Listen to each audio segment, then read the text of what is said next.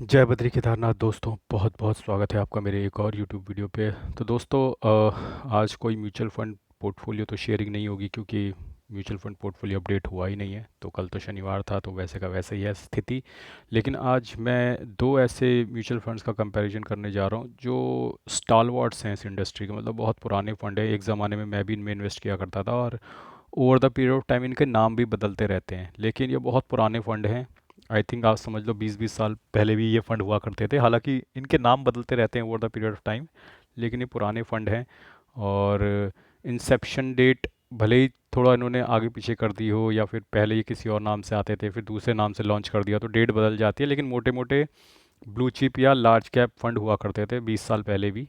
और जब मैं इन्वेस्ट किया करता था तब भी ये फंड थे। और काफ़ी पुराने फंड है दोनों, और काफ़ी ज़्यादा भरोसा मार्केट में लोगों का इन दो फंड्स पे हमेशा रहा है। तो मोटा मोटा अगर देखा जाए तो आईसीआईसी प्रूडेंशियल ब्लू चिप, ये आईसीआईसी का लार्ज कैप का फंड है और आपका लार्ज एचडीएफसी का लार्ज कैप का फंड है। तो आइए इन दोनों को कंपेयर करते हैं और देखते हैं कि किस फंड में आपको इन्वेस्ट करना चाहिए और किस में नहीं। तो सबसे पहले शुरू करते हैं इनके रीसेंट परफॉर्मेंस से। रीसेंट परफॉर्मेंस देखिए लगभग एक जैसी है। जो हरी लाइन है उसमें आपको उसमें आईसीआईसी बैंक का ग्राफ दिख रहा है, और जो लाइट जामनी से लाइन है उसमें एचडीएफसी का दिख रहा है। तो आप देखेंगे कि लगभग एक जैसी परफॉर्मेंस है, लेकिन ओवरऑल आप देखेंगे तो आईसीआईसी ने थोड़े बेहतर रिटर्न दिए हैं एचडीएफसी बैंक के मुकाबले में पिछले एक साल में। अगर ये ग्राफ देखें तो 3 साल में देखें तो आपको देखने को मिलेगा 3 साल के चार्ट में एचडीएफसी थोड़ा ऊपर है आईसीआईसी बैंक से। और 5 साल में अगर आप देखें तो अगेन थोड़ा सा आईसीआईसी बैंक ऊपर नज़र आ रहा है, वो भी एंड के पीरियड में। बाकी बहुत क्लोज कंपटीशन रहता है दोनों में, नेक टू नेक चलता है। आइए देखते हैं कि आगे क्या क्या डिटेल्स मैं आपको इसमें शेयर करता हूँ। तो दोनों का रिस्क वेरी हाई है क्योंकि दोनों इक्विटी में इन्वेस्ट करते हैं, 100% इक्विटी में इन्वेस्ट करते हैं, तो रिस्क वाइज दोनों हाई हैं। रेटिंग वाइज आईसीआईसीआई का जो ब्लू चिप फंड है उसको 5 स्टार दिए गए हैं और एचडीएफसी वाले को 4 स्टार। देखिए रेटिंग वाइज आईसीआईसीआई वाला बेहतर है क्योंकि स्टार रेटिंग इस बेसिस पे डिपेंड करती है कि कौन कितना कम रिस्क लेकर आपको कितना ज़्यादा रिटर्न देता है। यानी कि अगर ये दोनों बराबर भी रिटर्न देते हैं तो आपको आईसीआईसी चुनना चाहिए क्योंकि वो कम रिस्क लेकर आपको ज़्यादा रिटर्न देता है। अल्टीमेटली जो फंड आपको कम रिस्क लेके ज़्यादा रिटर्न देता है उसकी स्टार रेटिंग हमेशा ज़्यादा होती है। ये बात हमेशा ध्यान रखना, सिंपल सा लॉजिक है। कम कम जोखिम और ज़्यादा मुनाफा, जो म्यूचुअल फंड इस स्ट्रेटेजी पे चलता है उसकी रेटिंग हमेशा ज़्यादा होती है, बशर्ते मुनाफा भी हो। ऐसा नहीं कि रिस्क कम ले रखा और रिटर्न भी नहीं है तो फिर तो बात ही खत्म। फिर तो फंड की रेटिंग अच्छी हो भी जाए तो भी क्या फ़ायदा उसको लेने का। वहीं 4 रेटिंग है आपकी एचडीएफसी लार्ज कैप की। मिनिमम एसआईपी अमाउंट दोनों में 100 है क्योंकि बहुत पुराने ज़माने के सॉलिड फंड हैं दोनों।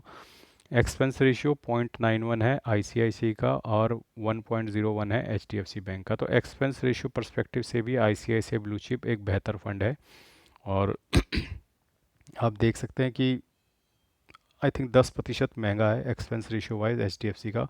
और जब से मार्केट गिरी है दोस्तों, ये जितनी भी एएमसी हैं एसेट मैनेजमेंट कंपनी हैं इनके रिट फंड्स ड्राई अप हो गए हैं। लोगों ने एसआईपीएस कैंसिल करनी शुरू करनी कर दी है। और अब जब फंड्स ड्राई अप हो गए हैं तो अब धीरे धीरे आप देख रहे हो कि सारी एएमसीज जो हैं अपने एक्सपेंस रेशियो बढ़ाती जा रही हैं। कॉन्ट का आपने हाल फिलहाल में देखा होगा 1.04 का उसने एक्सपेंस रेशियो कर दिया, यानी कि साल का 1% वो आपसे एक 1.04% आपसे ले जाएंगे। ये साल का H D F C large के हिसाब से 1.01% ऑलरेडी ले रहा है।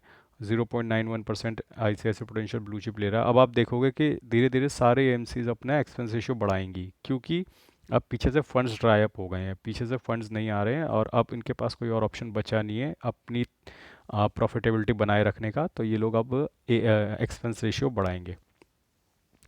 जो करंट एनईवी है वो आईसीआईसी प्रूडेंशियल ब्लू चिप की 112 रुपये 60 पैसे इस वक्त चल रही है, 7 फरवरी की अपडेटेड है ये।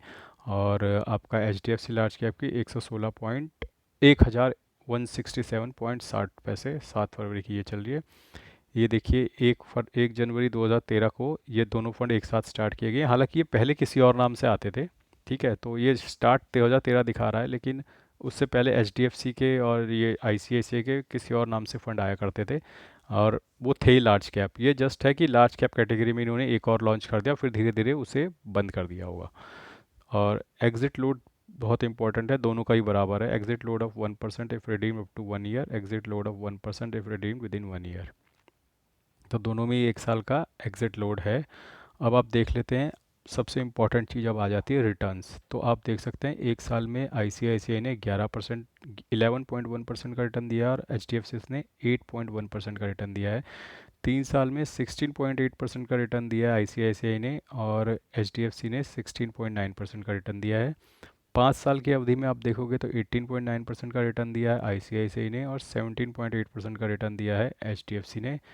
सिंस इंसेप्शन यानी शुरुआत से अगर आप देखोगे तो 16% का रिटर्न दिया है आईसीआईसीआई ने और 14.4% का रिटर्न दिया है एचडीएफसी में। यानी कि हर पैरामीटर पे आप देखोगे तो आईसीआईसीआई प्रूडेंशियल ब्लू चिप एक बेहतर फंड नज़र आ रहा है एचडीएफसी लार्ज कैप के मुकाबले में। तो अगर आपको इन दोनों ही फंड में इन्वेस्ट करना है और आप डाइवर्सिफाई नहीं करना चाहते, आपको एक ही में इन्वेस्ट करना है, तो मैं कहूँगा आप आईसीआईसीआई प्रूडेंशियल ब्लू चिप को प्रेफर कीजिए, क्योंकि ट्रैक रिकॉर्ड वाइज अभी तक जो देखा है, रिटर्न हर हर टाइम पीरियड में, हर टाइम फ्रेम में, 1 साल का हो, 3 साल का हो, 5 साल का हो, या जब से ये दोनों लॉन्च हुए हैं, एक ही डेट को लॉन्च हुए हैं दोनों, 1 जनवरी 2013 को, तो तब से भी देखा जाए तो हर पैरामीटर पे आईसीआईसीआई आगे है। आपका एक्सपेंस रेशियो में भी आईसीआईसीआई आगे है, आपका रेटिंग में भी आईसीआईसीआई आगे है, यानी कि हर पैरामीटर पे आईसीआईसीआई का फंड एक बेहतर फंड है एचडीएफसी लार्ज कैप के मुकाबले में। तो अगर आपको चॉइस करनी है तो आईसीआईसीआई जाइए, बाकी आप दोनों में भी डाल सकते हैं, मैंने दोनों में डाला हुआ है। तो मैं ये कहना चाहूँगा, अगर आपकी एक ही है चॉइस तो आईसीआईसीआई, बाकी आप डाइवर्सिफिकेशन में दोनों करना चाहते हैं दोनों कर सकते हो। प्रोज एंड कॉन्स में ज़्यादा ध्यान नहीं दूंगा क्योंकि दोनों के लगभग एक जैसे ही होंगे। और टॉप 5 होल्डिंग देख लेते हैं। H D F C bank 9.1%, अच्छा दोनों का ही H D F C bank top holding है, आप देख लो। आई सी आई सी बैंक, दोनों का ही I C I C bank second most preferred share है।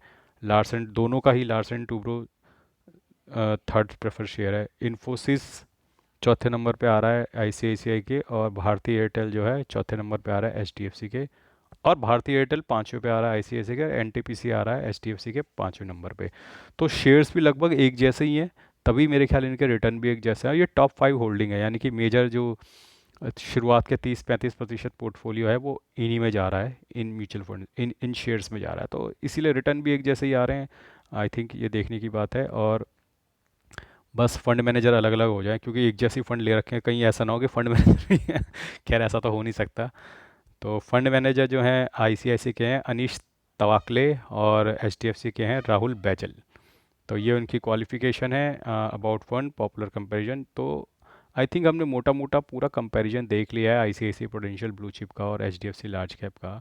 और मेरा स्टैंस वही है कि अगर आपके पास एक फंड में ही इन्वेस्ट करने का पैसा है तो आईसीआईसीआई को प्रेफर कीजिएगा, एचडीएफसी को मत कीजिएगा। क्यों? क्योंकि एक्सपेंस रेशियो आईसीआईसीआई का कम है, 10% आप वहाँ पे बचाओगे, और हर टाइम फ्रेम में जो रिटर्न है वो आईसीआईसीआई ने ज़्यादा दिया है एचडीएफसी बैंक से। तो दोस्तों I think it's a fair enough comparison. मैंने आपको इस फंड के बारे में सब कुछ बता दिया है, कंपेयर कर दिया है। अब आप अपना डिसीजन, अपना चुनाव कर सकते हैं, और आपको डिसीजन और चुनाव करना है किसी फाइनेंशियल एक्सपर्ट की एडवाइस पे या अपनी बुद्धि से। मेरे कहे अनुसार आपको इन्वेस्ट नहीं करना है। और दोस्तों, जैसा कि यूट्यूब की पॉलिसी है, इसमें बताना ज़रूरी है कि अमेज़ॉन के और फ्लिपकार्ट के लिंक्स अवेलेबल हैं इस वीडियो पे। स्क्रीन पे आपको फ्लिपकार्ट का लिंक दिख जाएगा और नीचे डिस्क्रिप्शन में आपको अमेज़ॉन का लिंक दिख जाएगा। अगर आप इस लिंक के थ्रू जाके कुछ भी खरीदते हैं, जो प्रोडक्ट मैंने दे रखा है वो भी, और उसके अलावा भी कुछ भी खरीदते हैं, तो मुझे उससे कमीशन मिलता है। ट्रांसपेरेंसी रखने की बात की जाती है, यूट्यूब कहता है कि ट्रांसपेरेंट रहिए, अपने दर्शकों को इस चीज़ के बारे में बताइए ताकि उनके साथ कोई धोखा ना हो। इसलिए मैं आप लोगों को बता रहा हूँ ताकि आप भी धोखा ना खाएं। आज के लिए बस इतना ही, धन्यवाद, गुड बाय, जय बद्री केदार।